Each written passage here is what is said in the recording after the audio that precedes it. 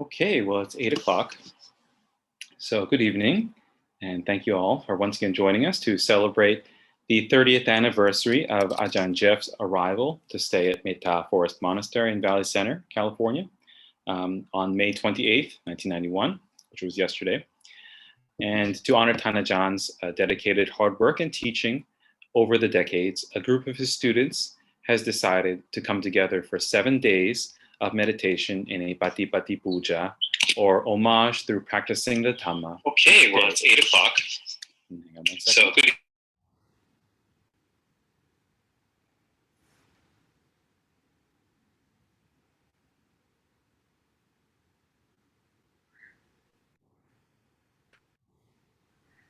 Sorry about that. I just had some trouble with the mute on my computer. So anyway, this is 7 days of a paṭipatti-pūjā, or homage through practicing the Dhamma, each day at 8 o'clock Pacific time from May 28th through June 3rd. And again, each Zoom meeting can accommodate up to 100 participants. If we ever exceed the capacity, the session is also being simultaneously broadcast to YouTube and to the Facebook group for Friends of Mettā Forest Monastery. So you can also join us there if the Zoom meeting is ever full on any days. Each session will begin with a chant from the chanting guide of the Dhamma order. And tonight we'll be chanting the Sublime Attitudes, along with a recording of the Sangha of Mettā Forest Monastery, as they have chanted this passage in the past. Following the chanting, we will begin the meditation as we listen to a previously recorded Dhamma talk from Ajaan Geoff, each of which has been selected by one of his many students from the Facebook group or from one of his Dhamma study groups.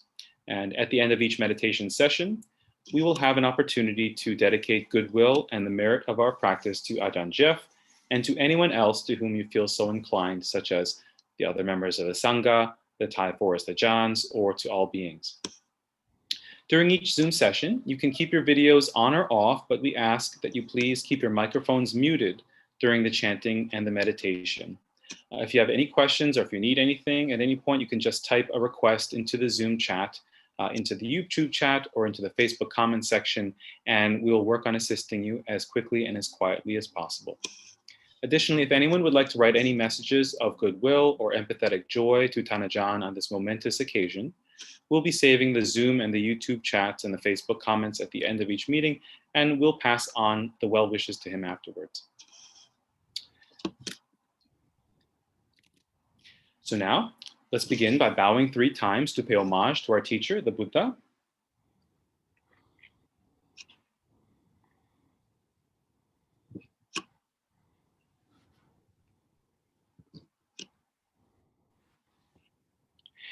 And now, let's bow 3 times to pay homage to our teacher, Ajaan Geoff.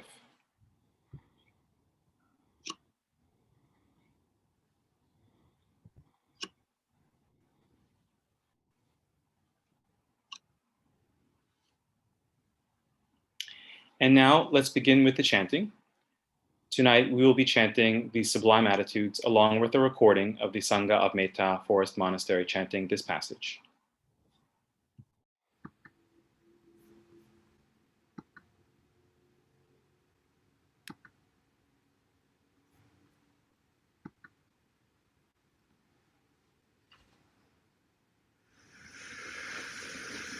Aham sukhito homi, may I be happy. Nidukho homi, may I be free from stress and pain. Awero homi, may I be free from animosity. Abhyabhajo homi, may I be free from oppression. Anikho homi, may I be free from trouble. Sukhi attanang pariharami, may I look after myself with ease. Sambe satta sukhita huntu, may all living beings be happy. Sambe satta awera huntu, may all living beings be free from animosity. Sambe satta abhyabhaja huntu, may all living beings be free from oppression. Sambe satta anika huntu, May all living beings be free from trouble. Sambe satta sukhi attanam pariharantu. May all living beings look after themselves with ease. Sambe satta sambadukha pamucchantu. May all living beings be freed from all stress and pain. Sambe satta ladha sampatito ma vigachantu. May all living beings not be deprived of the good fortune they have attained. Sambe satta kamma saka kamma dayada kamma yoni kamma bandhu kamma paṭisarana. All living beings are the owners of their actions, heir to their actions, born of their actions, related through their actions, and live dependent on their actions. Yangamang garisanti kalyanang va papakang va tasadayada bhavisanti. Whatever they do, for good or for evil, to that will they fall heir. Sambe satta sada hontu, avera sukha jivino. May all beings live happily, always free from animosity. Katan punya palang mayhang sabbe bhagi bhavantu te. May all share in the blessings springing from the good I have done.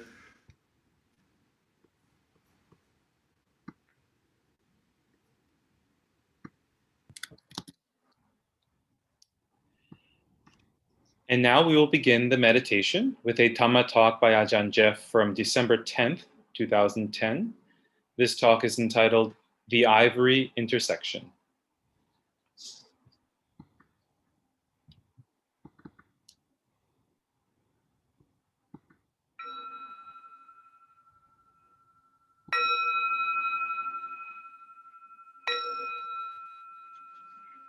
My mother was an author, and when I was young, she did most of her writing in the kitchen. She had a table set up in the middle of the room with her typewriter.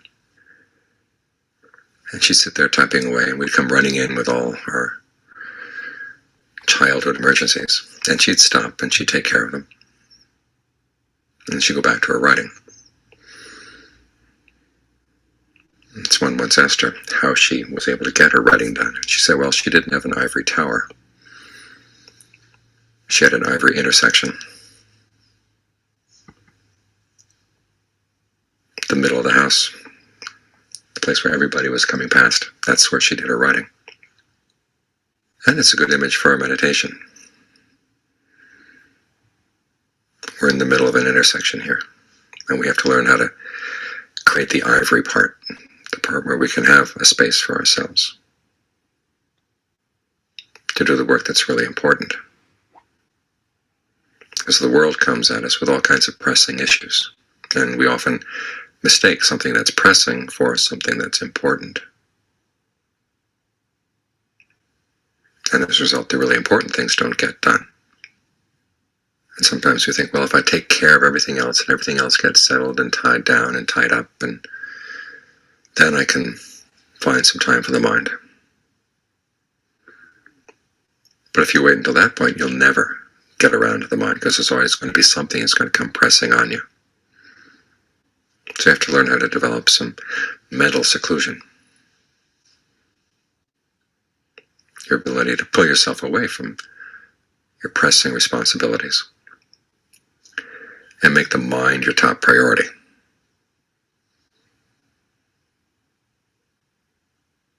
You've probably found as you come here, even when there's physical seclusion, thoughts about work, thoughts about family,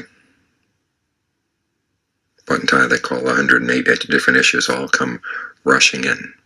And even if we were to put up 7 fortress walls around the monastery, those thoughts could still come in and invade your mind, invade your meditation. And even more so when you're actually in the midst of it, when there is no physical seclusion at all. But you've got to learn how to develop this mental seclusion, the ability to say no to those things. And that involves having the right attitude, remembering that there are only so many things you can be responsible for. You have limited resources, limited energy, limited time on this earth. You've probably seen people who were strong-willed, physically strong, mentally strong, who reach a point where they get so old and their strength is no longer there. Like old flowers that fade away. That's why it's such a shock. What happened to that strength where it seemed so strong at the time? And for many, many years, these people seem strong. And it's just not there anymore. We have to realize that could happen to you very easily. So we only have so much time. And you're going to have to ask yourself, okay, when your physical strength goes and when the strength of the brain goes, what kind of strength of mind will you have? Where will your refuge be at that point? You've got to develop that refuge now. That's your top priority. The Buddha's image is not of an intersection. The image is of an island surrounded by a flood. You can't wait for the flood to go down, but you can develop your island and develop a solid foundation there. This is why we work with the body in and of itself, feelings, mind states, mental qualities in and of themselves, looking at these things as events in the present moment. And learning how to be ardent about it. In other words, not just being here, but also learning how to develop what's skillful. And then try to fend off the floodwaters. If you do have to get out and row your boat around in the flood, realize you can't be out in the flood forever. You've got to come back here. This is where your strength lies. This is where your nourishment lies. And however much you may want to be responsible for other people and your family and your work, there's only so much strength you have. And if you don't look after your own strength, you're also letting them down. So that voice that says you don't keep thinking about these things and worrying about these things, you're irresponsible. You've got to come back and say, look, looking after the mind is your number one responsibility. Because if the mind starts breaking down, then how are you going to take care of other people? It's like a tool that you need in your occupation. You've got to take really good care of your tools. If you let them get broken or dull, then you can't do your occupation. So the time it takes to stop and sharpen your knives,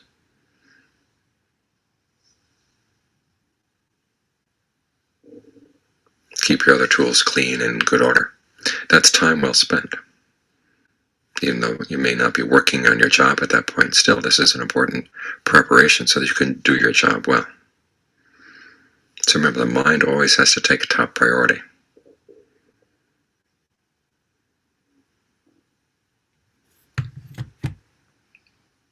So you have to have the right attitude and then the right place to keep the mind so it really does get some strength here in the present moment. If you simply force it to be here, it's going to start rebelling, and it's not going to get the nourishment that it could get. One of the sad things about the way Dharma is often taught, and this is not just here in America, sometimes you see it in Asia as well, there's a downgrading of concentration. Saying that concentration is a side path, and it takes too long, and it's too hard for people who live busy lives. That wasn't how the Buddha taught at all. You want to develop concentration as your primary element of the path because it's nourishment for the mind, it's food for the mind. It's what enables all the other factors to become right. I mean, you use the other factors to make your concentration right, but the concentration, it was the first element in the path that the Buddha himself discovered. And the well-being, the sense of rapture and fullness that feed the mind as you get the mind to settle down and have a really good place to settle. These are the qualities that enable you to stay on the path. And Ajaan Geoff compared the sense of ease and fullness of the breath, the ease and fullness of the rapture, as the lubricant for your meditation, because otherwise the motor of your practice is going to seize up.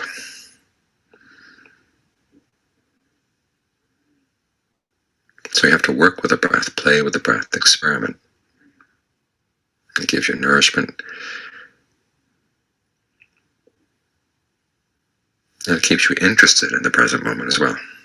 Otherwise, the present becomes a very dull place to be. And when it's dull, the mind is not going to stay. It's going to wait for its opportunity to slip back to other things that seem more pressing, or at least more interesting. But here you're working with the breath energy, which is directly related to the health of your body. And the sense of ease and well-being that you can create, that's directly related to the health of the mind. So you've got to learn how to develop your sense of priorities. This is the number one priority. You can't wait for everything else to get settled down before you work on this. This has to come first.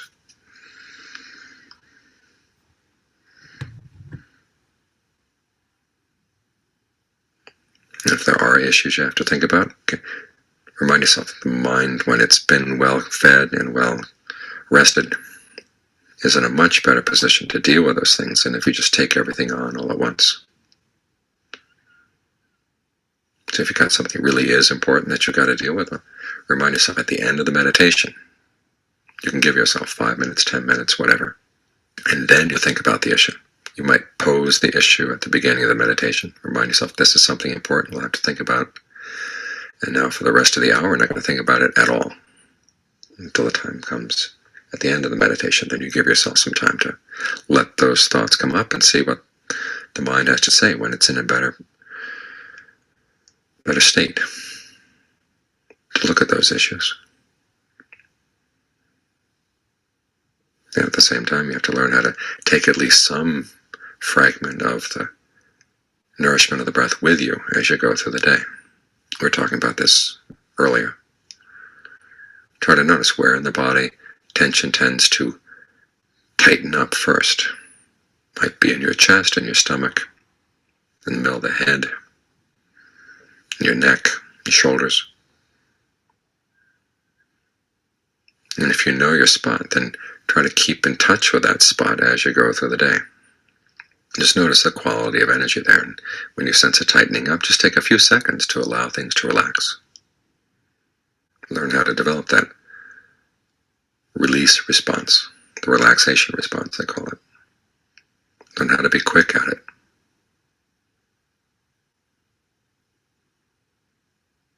And give yourself little meditation breaks as you go through the day.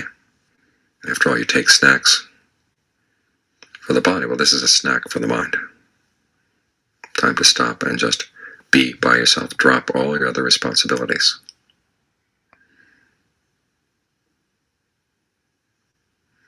Because you can't take the whole world on your shoulders. Of course, we may not be taking the whole world, but we tend to take a healthy chunk.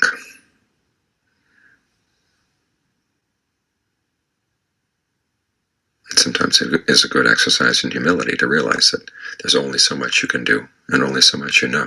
I mean, one of the first steps in wisdom is realizing there's a lot you don't know. As the Buddha said, that recognizing your own foolishness. When you recognize that you're foolish about things, that's, at least to that extent, you're wise. We're here to overcome ignorance. If we don't admit that we have ignorance, we're not going to be able to deal with it. Ignorance isn't just not knowing, it's thinking you know things when you don't.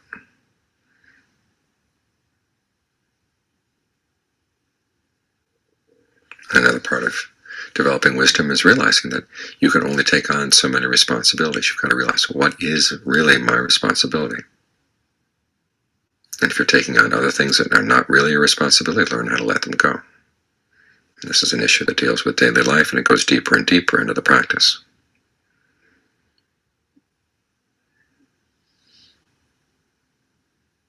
The whole issue of what kind of suffering you can actually cure, what kind of suffering you can actually gain release from.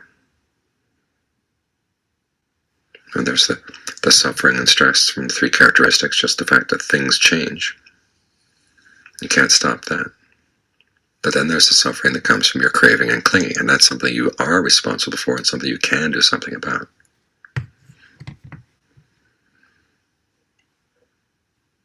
So these basic principles about everyday wisdom apply deeper and deeper into the practice, so don't overlook them.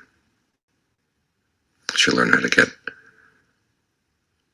a sense of what you're responsible for and what you can handle in day-to-day life, you also get some very important lessons that go deeper into releasing the mind from even the most subtle stress and suffering that it can create.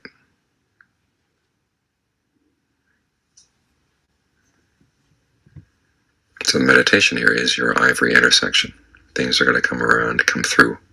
Little kids are going to come crying in because their older brothers have bullied them or they've fallen down and hurt themselves. And you take care of it, and then you get back to your breath.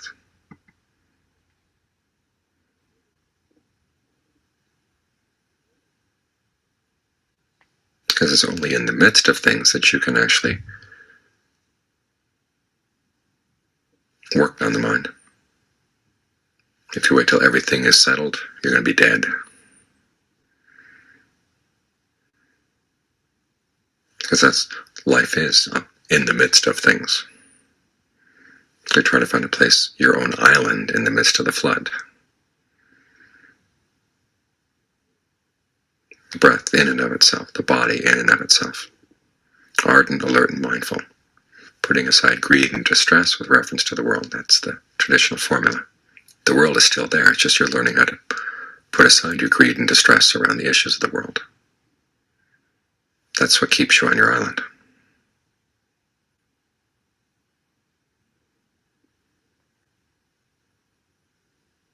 And it's an island you can take with you when you go.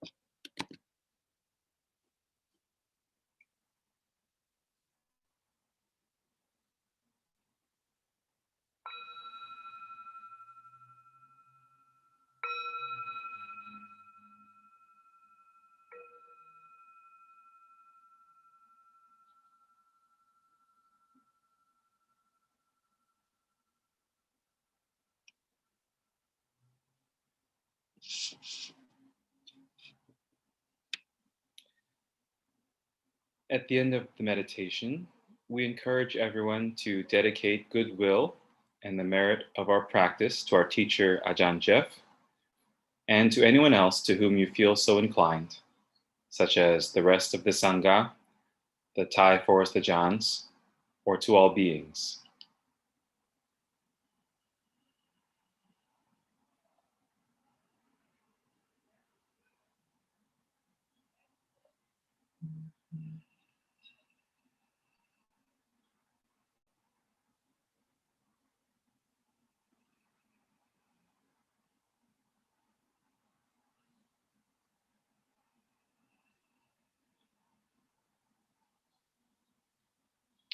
And now you can open your eyes.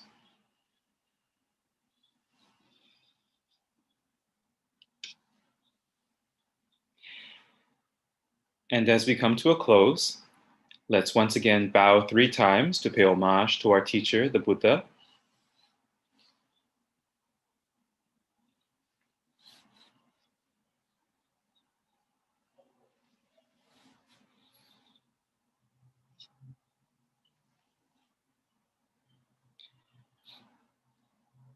And now let's bow 3 times to pay homage to our teacher, Ajaan Geoff.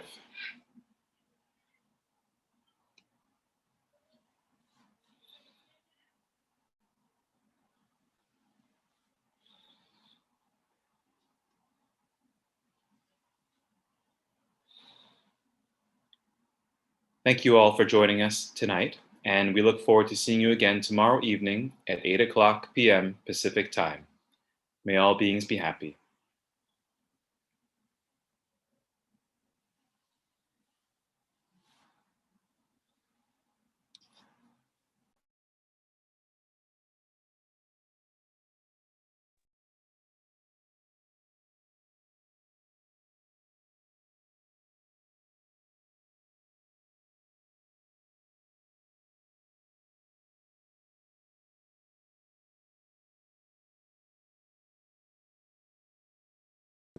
Thank you, Dave. Thank you, Suganya. Thank you, Nampet. Thank you, everyone. Thank you, Barb, for the Dhamma talk today. Thank you, Barb. It's a great Thank you. suggestion. There's so many good ones. Hard to pick one. Take care. Thank you. Take care.